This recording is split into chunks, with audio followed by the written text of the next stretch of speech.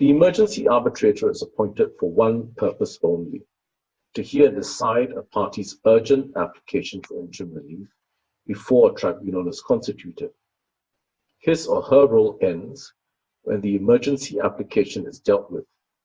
He or she does not continue to hear the main dispute between the parties.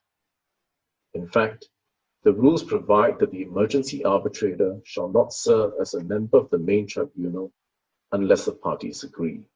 The application for the appointment of an emergency arbitrator is made to the arbitral institution administering the arbitration.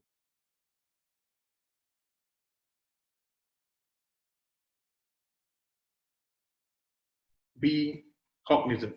When I say being cognizant is when you have a dispute, should first open up your contract or your arbitration agreement, read the arbitration agreement.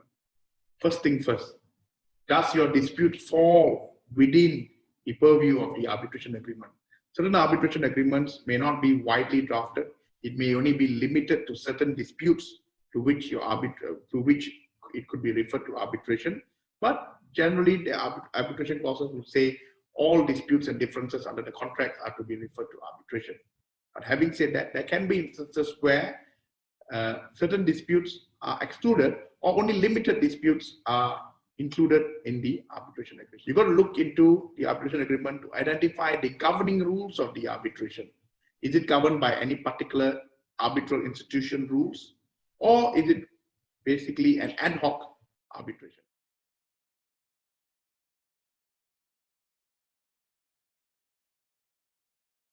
Arbitral rules use appointing authority in the corrective or default appointment of arbitrators, which is an independent third party to the arbitration, such as an arbitral institution.